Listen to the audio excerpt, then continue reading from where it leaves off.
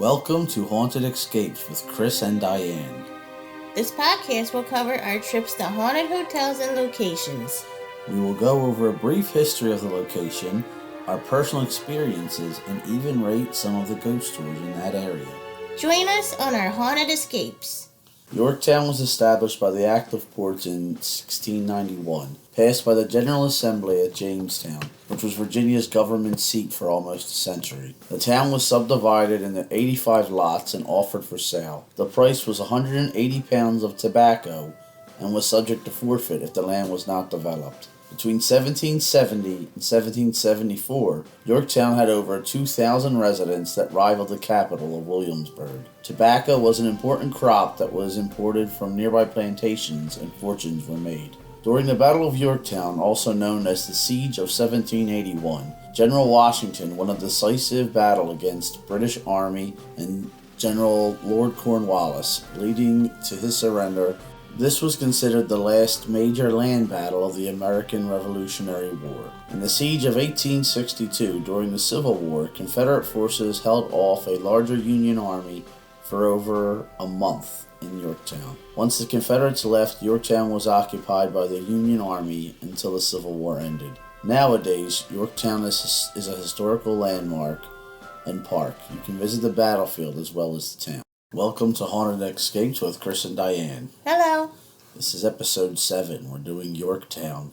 We went to Yorktown about 4 years ago, and as most people are aware, Yorktown is the site where Cornwallis surrendered to George Washington and the Continental Army. And although there were skirmishes and things that lasted a little bit after that, it was essentially the end of the Revolutionary War. So we decided to go there because we did like a Williamsburg, Yorktown, Busch Gardens thing. Mm-hmm. So we could talk about, we'll probably do Williamsburg in a future episode. Yeah, that'll probably be its own episode. Yeah. But it's a giant battlefield. In Yorktown, you go down there, they have a visitor center you can go to. There's a little museum inside the visiting center that you can walk around. You can look at different things from the battle. And then after that, you can just walk the battlefield itself, and you can go see areas where Continentals attacked. You can see where the British were dug in, and I think you can even go see the area or the house where the actual surrender took place. The Morehouse? Yeah, I don't know if we did that, though. No, I don't think we did. I know that it does have some ghost stories. I don't know if it's open to visitors. It might be, though. So, when we went there, we did as we do every place we go. We hung out, we did the little history walk, learned a little bit about it. Then we always do the ghost walks, and this was a pretty good ghost walk. They told you a bunch of things. They have, the town is behind the battlefield. It's not a big town. It's small. You can walk through it very easily. It's got a nice harbor. There's some pictures taken by the harbor that when Diane posts the next YouTube video of this, you'll see it, and it's very pretty. And so what were your first impressions of Yorktown when we drove up?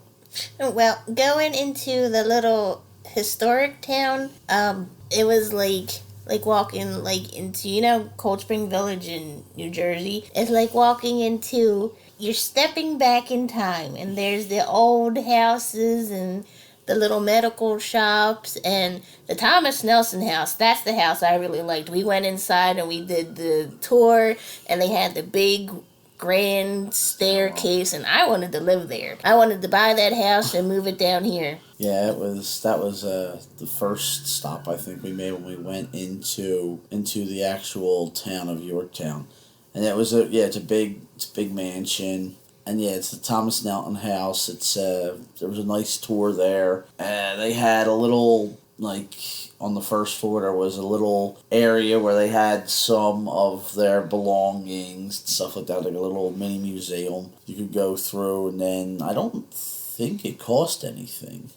I don't think it cost anything either. If it did, it was really like a very small fee. Yeah, it might have been like a donation. I don't remember. But that was pretty cool. And then there's a bunch of other houses down and around there.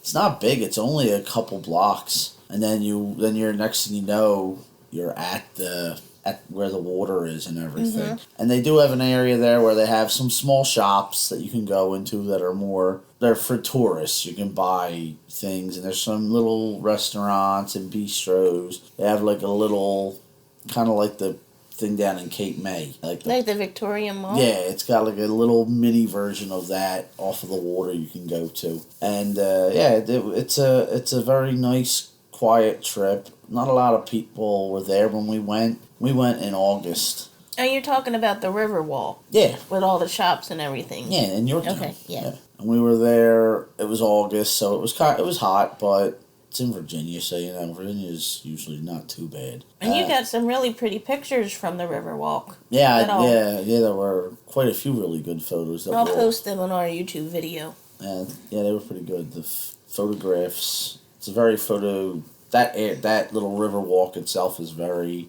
photogenic. You can get a lot of really good pictures there. And then, so then we went on my brother Ryan went with us on this trip. He's not here this weekend to talk about it. There wasn't really any scary personal accounts, but they did tell some pretty cool ghost stories. And we can tell you guys some of the ghost stories. And I think the ghost walk was just called Ghosts of Yorktown. And it was just a little, you got the thing inside the visitor center, and you went and you made the reservations for it, because most of these ghost walks you have to make reservations beforehand. So we'll start talking about the Thomas Nelson house, which is where, as Diane said, she really liked it in there. All she kept saying was how much she wanted to live there. Yes. So that house, I think might have been 3 stories. And I think so, yeah. And the stories are, they tell you you're not in the house,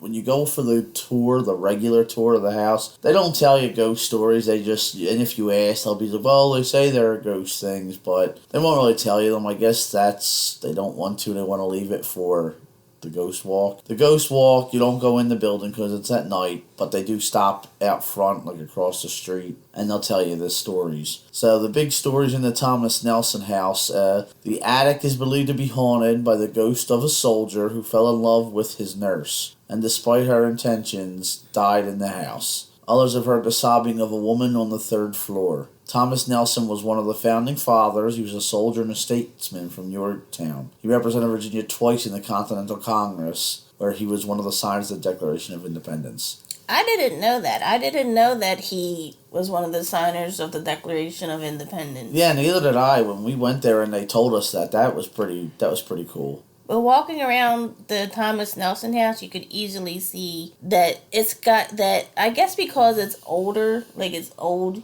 you get that feeling that, it could be haunted.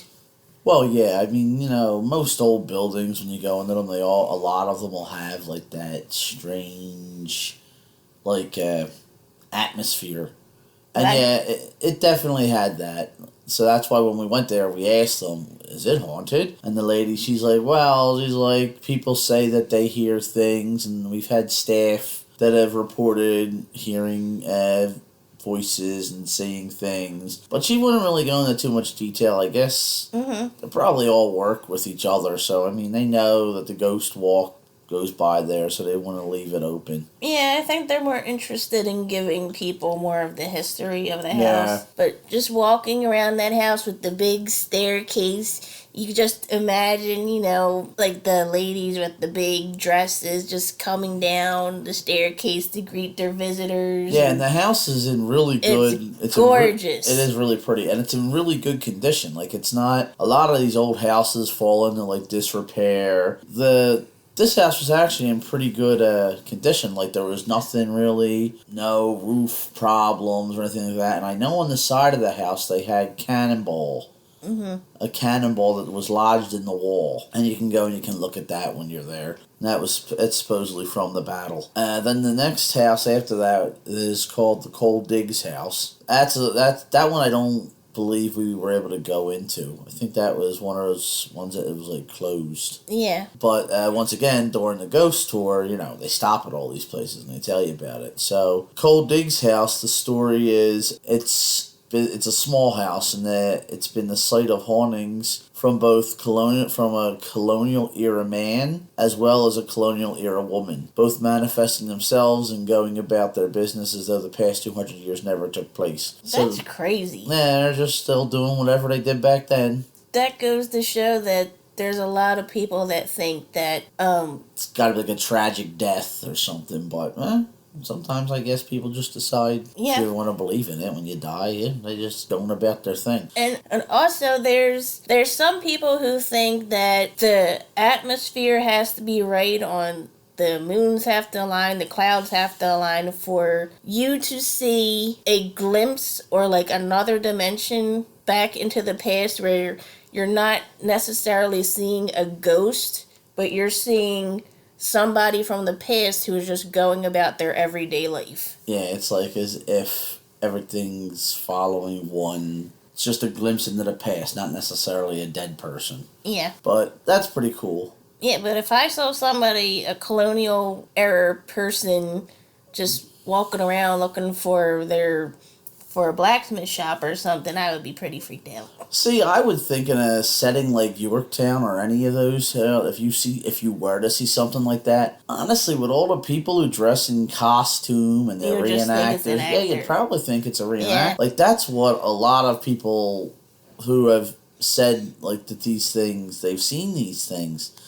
They've, like, gone to, especially on, like, the battlefields, they've gone to, like, when we did Gettysburg, there was the one story where these people happened to see somebody who was dressed in Civil War era, and whoever it was, the person interacted with them and everything, and then walked away. And they went and they told the people at the ranger station, it was a great little thing that your reenactor put on today. And the rangers are like, well, there's no reenactors scheduled for today. Yeah, it's like the same thing at Fort Mifflin where there's the story of the one ghost that's the tour, who people think is a tour guide. Yeah, same type of thing.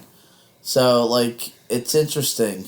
It's very interesting. But, yeah, that's a cool little place to go to see. And the town's really nice. And the people who did the tour were cool. We had a small group. There was only, it was us, and it was... maybe 3 or 4 more people. It wasn't a lot. I know one they had kids with them or something. Yeah, it was the husband and wife with the 2 kids where the lady, we were walking and the lady tripped. Yeah, she fell. She didn't get hurt or nothing, but she just tripped. She did trip. Maybe that was a ghost. Maybe. So anyway, another one of the spots they take you to is the medical shop. And again, this is one where you don't go inside. They keep you outside, and they just tell you the stories. And the story is, a young lady who lived there tells tales of incredible poltergeist activity, including the hurling of flowers and vases, deadbolts closing on their own footsteps, and acts of a more mischievous manner. It seems that the ghost is jealous of would-be suitors and frequently disrupts her dates by doing things like conveniently throwing the breakers in the house and otherwise behaving in a none-too-friendly manner. That would get all my nerves. And that ghost is just being a jerk. You're trying to have people over and you gotta dodge vases being thrown at you and the lights being turned off. Yeah, that's messed up, man. Don't go screwing around with what's going on over here just because you're dead.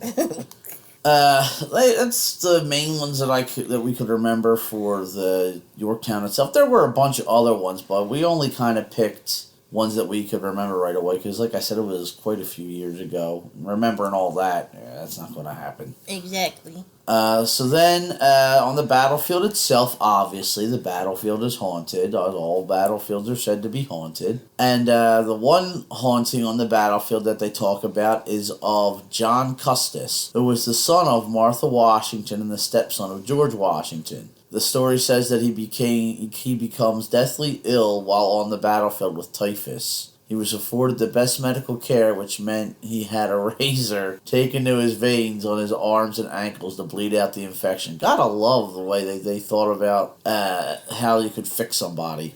That's Hey, you feeling crazy. good? Come here, let me slit your wrist. Didn't they also believe that like sunlight could cure like tuberculosis? Oh, yeah. Yeah, that was one of the things that they thought if you put them in an area that was dry and with a lot of sunlight, it would help cure tuberculosis. They had no idea. Yeah. There was really no medical science back then. And then, I mean, I don't know if they probably did still do it, but like just in medieval times, they would if you had a headache, they would literally drill a hole in your head. That's They'd have you crazy. tip your head, the blood would come out, and then all of a sudden the headache would go away. Yeah, but you'd be lightheaded. Well, yeah, you would go from having a headache to being lightheaded because you're draining the blood. And like, And well, then they would just patch it up. You'd sit there, and then half hour later you have a headache again.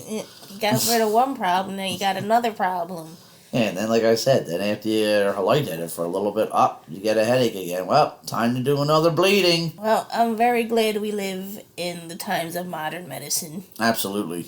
Absolutely. Thank God for that. But the thing with John Custis is that he had a very lavish lifestyle, being the son of Washingtons. Martha and the stepson of George, and him going to join the battle was more that he just wanted something to do, and he just happened to get sick, which is a shame. I could just imagine that story. That would just, I mean, thank God that we don't have anybody who had to go off the fight like that. But you can imagine George sitting there and his stepson's over there got something wrong with him, and he's like, why don't you just stay home? But he is seen, they do see him as a transparent figure in a white nightgown with bandages on his arms and ankles, running into the battlefield. Well, I guess he's feeling a lot better now, that he's dead if he's running around. Yeah, he still got the bandages on, though. Well, hey, it's for flair. And then this one, we didn't go to this place because they did, but we didn't know where it was. But Diane looked up a website called colonialghost.com, and it talks about the Moore House.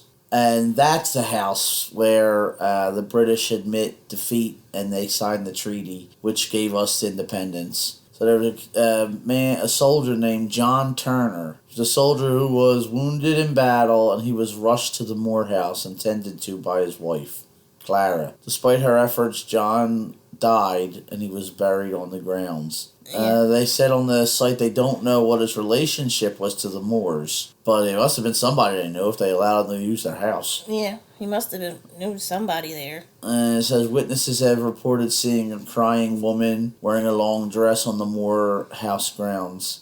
It's believed that this is the ghost of Clara Turner, still mourning the loss of her husband. Well, that's sad. Oh, yeah, most of them are. They're all tragic. Especially when it goes around war and everything. And then after that, that was the ghost story. There was another ghost tour there. I think there was like 2, but I don't remember the other one's name. We only went on this one. And then, as I said, when you go, that's pretty much all the ghost stories that I can remember and that we were able to find out. Want to hear more? I guess you're going to have to go down to Yorktown and check it out. It is a really cool trip, though. It takes a little while to get there, but it's not that long. Well, depending on where you are in the country. From us, we're in Pennsylvania. It took us a couple of hours. But it was cool. And then, of course, down there, Williamsburg, like I said, is real close. You can also always check out Jamestown. Jamestown's really close to there as well. Jamestown, it's a fort. You go into the fort, and they show you the fort life of the first settlers, and then they'll talk about Pocahontas and all that. And then Williamsburg, that was the capital of Virginia during the colonial times. And that's got some neat stuff too. They have reenactors walking around.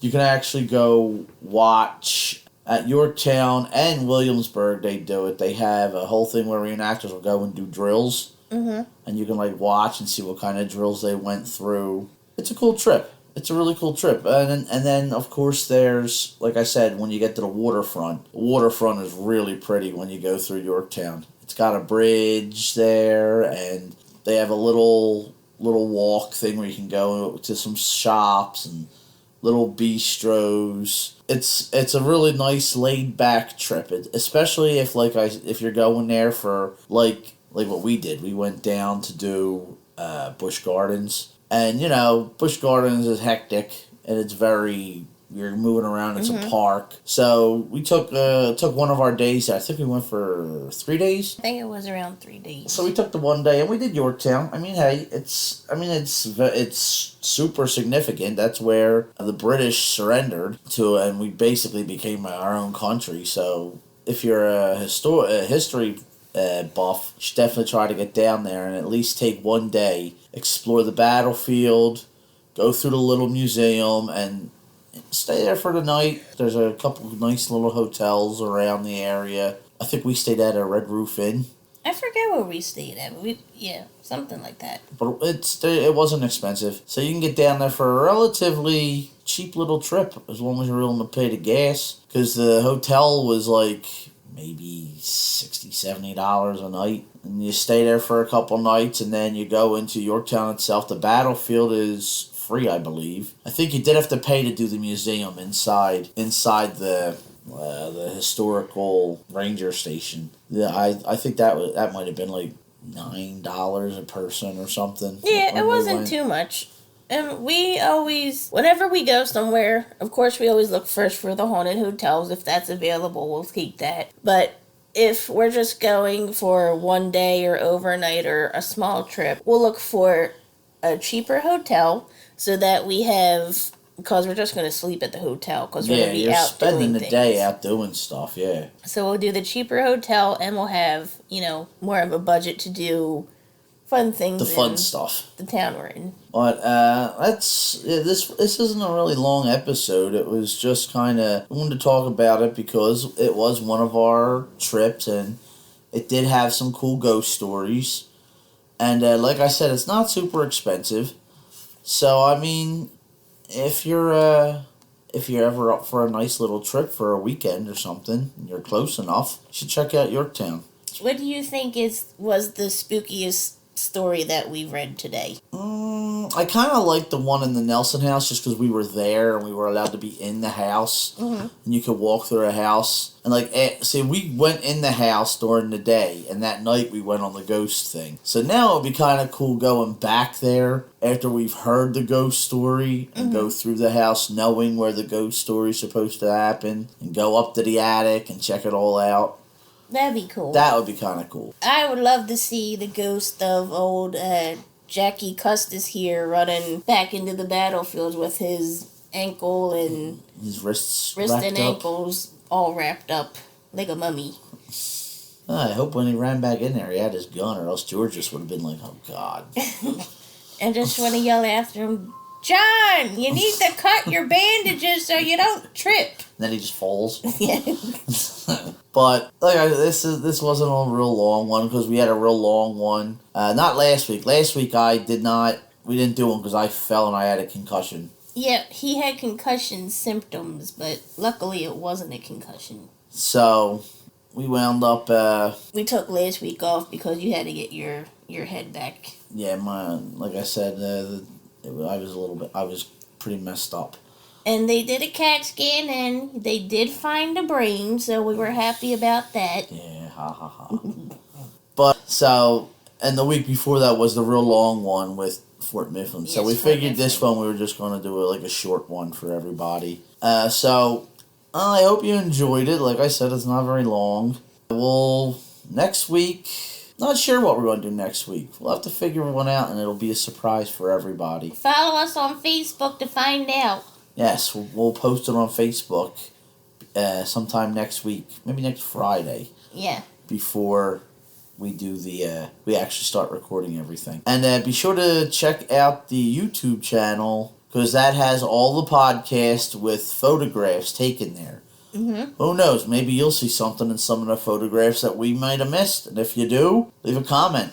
Yeah. And we can check it out. Everybody who has been listening to us and following us, thank you very much. We greatly appreciate it. Mm-hmm. Can't believe we're already on the 7th episode of this. We like doing them. It's fun. It's just fun talking and it's talking about stuff. Once again, like I always say, if you guys who listen have any kind of weird, haunted escapes of your own, you can send us an email at penepicproductions.com@gmail. Well, it's PrinEpicProductions@gmail.com. Yes. So you can just send us it there, and then if you want, we'll read about it in one of our things, and obviously we'll give whatever name you want. If you want us to use your email, your real name, whichever. Or anonymous. And then we'll just tell your story so that people can hear it. So yeah, let us know if you've been on any cool haunted places, and let us know if you think of any that you would like us to try to check out, and we'll see if we can't try to, because we're going to probably do a couple more episodes, and we're going to have to start going to some other places so we can get some material. But thank you very much for listening. I greatly appreciate it. And thank you for joining us on our Haunted Escapes. Yes, and thank you again for everybody who's listening. We're everywhere you listen to podcasts. We're on YouTube and Facebook. And we also want to give a special hello, Jackson and Jace, who also listen to our podcast. Yes, and they told us that they were going to give us stories or something that they wanted us to talk about. They'll be calling in an episode pretty soon. Yeah. They're our two nephews. They're young, but they like it. So whenever they want to tell us their story, we're willing to talk about it. All right. Thank you, everybody. Bye. Goodbye.